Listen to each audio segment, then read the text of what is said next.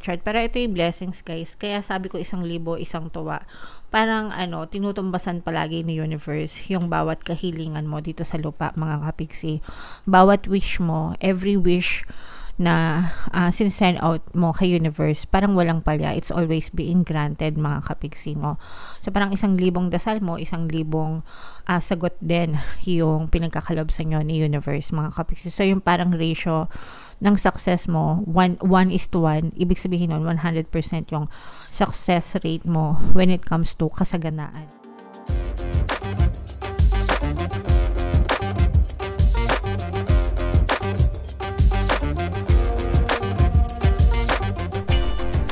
Hello guys, hello Aries, welcome back to Pinay Pixie Tarot. Ang pamagat ng episode natin for tonight is first half ng May kapalaran, para ngayong May 1 to 15 guys, para sa Aries, Sun, Moon, Rising, Sign, and Venus. Simula ngayong May, mga kapiksi, gagawa na rin tayo ng first half of the month na reading. So if in case hindi kayo naka-resonate sa monthly reading nyo guys, pwede nyo i-check tong video na to. Combination ng positive and negative energy guys, general reading lang. Pwedeng mag-resonate, pwedeng hindi. So unahin natin itong deck na to, mga kapiksi. Tingnan natin yung mga mensahe sa inyo ng inyong mga gabay. We have Deceit energy, mga kapiksi. So ilatag muna natin lahat guys. Meron din tayong Carrying Connections in reverse. And meron din tayong 7th chakra in reverse. So, ito mga kapiksi, this is both negative and positive, no? So, una, pwedeng naapektuhan yung relationship nyo, mga kapiksi, no? Personal relationship nyo with your partner or specific person dahil sa panloloko, mga kapiksi. Pwedeng cheating, pwedeng niloko ka ng person mo, pwedeng nagsinungaling siya sa'yo, or pwedeng nagkaroon ng third party, or whatever form of cheating or lying, mga kapiksi. Pwedeng ginawa nyo yun, pero it's already over. Kumbaga tapos na, no? Tapos na, but kahit tapos na, naapektuhan pa rin yung relationship nyo. So, parang nagkaroon na ng lamat, guys. Okay? And hindi naman maiwasan yun, guys.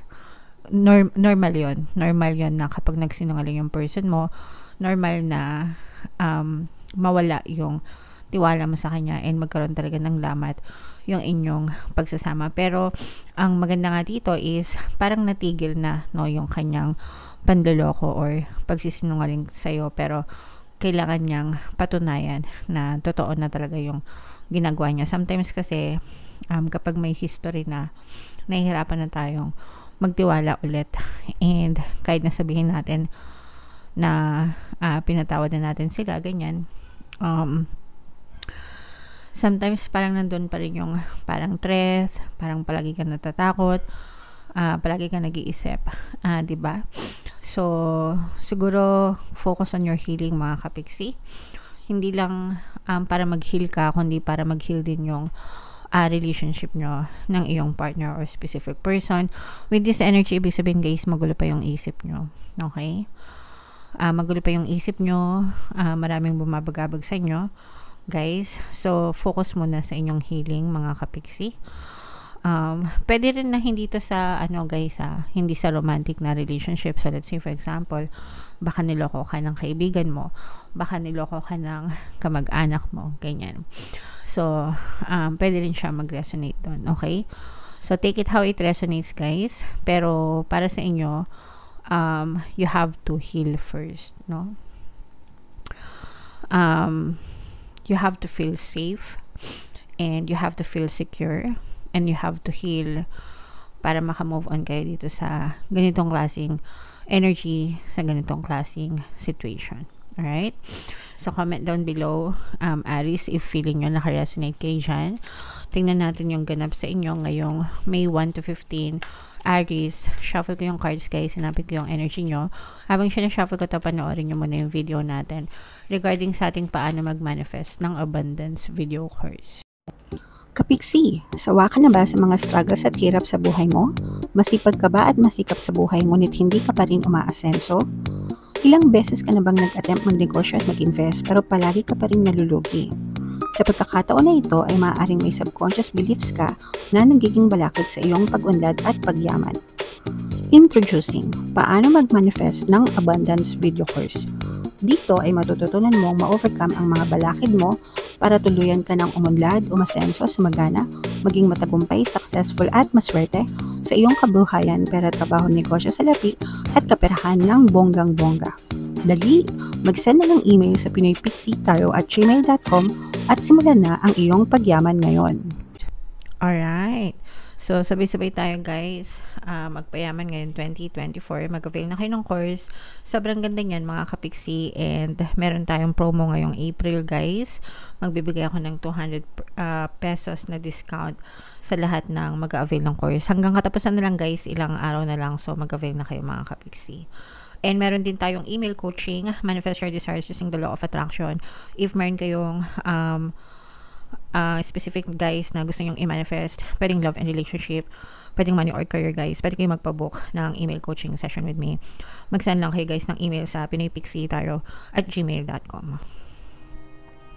So ito guys, parang itbulaga ito. 1,000 at isang tuwa. Aries kayo ay represent ng Queen of Wands. Meron ditong presence ng Earth signs, Capricorn, Taurus, Virgo, at saka Water signs, Cancer, Pisces, Scorpio. For some of you guys, maaari may ganyan kayo sa inyong natal chart. For some of you, you may be dealing with other people na may ganyan sa kanilang natal chart. Pero ito yung blessings guys. Kaya sabi ko 1,000, isang tuwa. Parang tinutumbasan palagi ni universe yung bawat kahilingan mo dito sa lupa mga kapiksi. Bawat wish mo, every wish na sinsend out mo kay universe, parang walang palya. It's always being granted mga kapiksi mo. So parang 1,000 dasal mo, 1,000 sagot din yung pinagkakalob sa inyo ni universe mga kapiksi. So yung parang ratio ng success mo, 1:1. Ibig sabihin nun, 100% yung success rate mo when it comes to kasaganaan, guys. Kaya sabi ko, 1,000 at isang tuwa. Pero talagang nakikita natin dito, Aries na siksik, liglig, at nag-uumapaw na blessings yung pinagkakalob sa inyo ni universe, guys. So you just have to keep on working and keep on persisting and keep on being happy and grateful. Kasi yun yung nararamdaman ko sa inyo na kahit anong blessings yung dumadating sa inyo, talagang hindi nyo siya tinitake for granted. You see to it na ina-appreciate nyo lahat ng blessings nyo, and parang inaano nyo pa, tinitreasure, pinapahalagahan, hindi nyo sinasayang lang. And I'm also sensing na for some of you, pwedeng tumutulong din kayo sa ibang tao, pwedeng meron talagang charity, ganyan, or yung kusang nagbibigay lang talaga, guys. Kaya the more pa kayo lalong pinagpapala mga kapiksi. So ituloy-tuloy niyo yung magandang habit na yan mga kapiksi. And magkakaroon pa kayo ng more money manifestation mga kapiksi. Okay? Parang nanganganak yung pera, nagko-compound, dumadami. So parang nagbo-multiply. Yan, nagmo-multiply talaga yung pera nyo, yung kasaganaan nyo, mga kapiksi. Kumbaga, para kang merong golden bibe. Alam nyo ba yun? Si Maria and Golden Bibe. Si Maria and the Golden Bibe. Yan. So, parang meron kayong Golden Bibe, guys. Tapos yung itlog niya na nilalabas, nagmumultiply pa pagdating sa iyo, mga kapiksi. So, parang ganun ka kaswerte sa pera ngayong May. Aries, diba? So, meron ka ng Itbulaga, meron ka pang Maria and the Golden Bibe. So, sobrang, ibig sabihin guys, sobrang namamanifest nyo talaga yung magandang daloy ng kaperahan. Kaya, i-main-main nyo na yan guys sa comment section.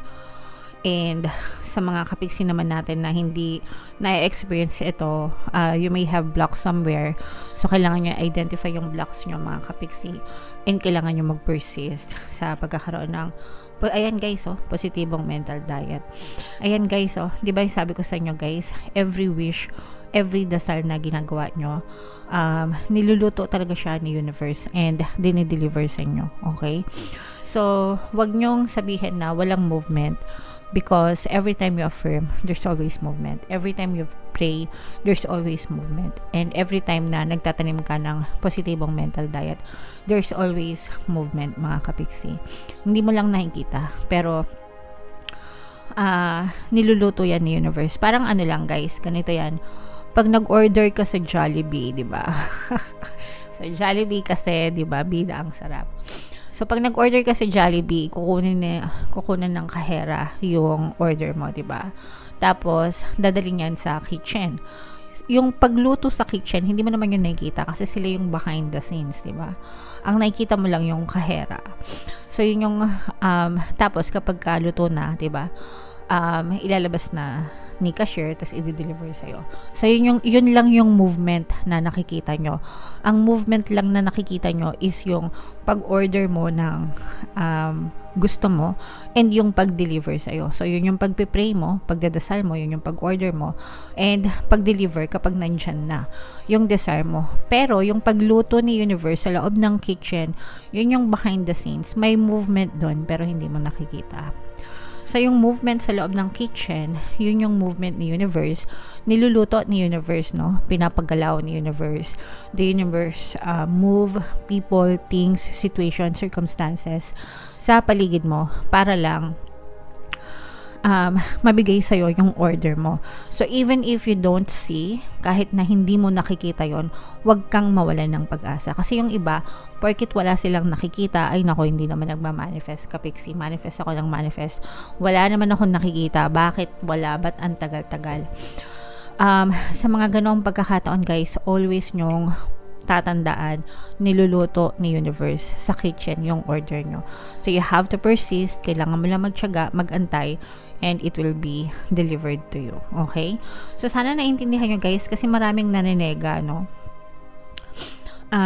Sa comment section. And kapag nanega kayo, guys, kinakancel nyo yung order nyo kay universe. So, eto, kagaya nito, guys, meron kayong, kahit na sabihin natin may mga positive na energies kayo, meron namang ding mga bagay na nagpapastress sa inyo. For some of you guys, parang yung iba parang nagmumukmok, no? Especially sa trabaho nila, sa workplace nila. You feel unappreciated sa trabaho, sa mga kapiksi natin na empleyado. Parang yes, maganda yung sweldo nyo, maganda yung pera nyo, pero meron kayong mga struggles na pinagdadaanan sa workplace, especially kung kayo ay empleyado. Parang feeling nyo hindi kayo na-appreciate ng mga boss nyo, wala kayong recognition, hindi nakikita yung mga ginagawa nyo. O baka yung iba sa nyo, pwedeng pinagmamalupitan din kayo ng mga boss nyo, mga kapiksi, parang you're getting a cold treatment palagi. Pero regardless, kahit ganyan yung situation nyo, maganda naman yung pay, maganda naman yung sahod, kaya yung iba sa nyo nagtitiis, okay? So, kung wala naman kayong balak na umalis, guys, wala naman kayong balak lumipat ng trabaho, tiisin nyo. And meron tayong subliminal dito, guys, yung pampabait ng boss and mga katrabaho. Super effective nun, guys. Basahin nyo na lang sa comment section. Pwede nyo pakinggan, guys, para makatulong sa inyo. Okay? Alright. Pero overall, guys, ari super positive ng money energy mo. Kaya, i-mind mo na lahat yan sa comment section. Mine, it bulaga. Mine, 1,000. Isang tuwa. Mine, kasaganaan. Mga kapiksi. Okay? Alright. So, ito yung ating mga pampaswerte subliminal, guys. Pakinggan nyo para talagang maging maswerte kayo. And ito naman yung ating success stories ng paano mag-manifest ng abundance video course. Click here to subscribe, guys, and click here to join our membership program.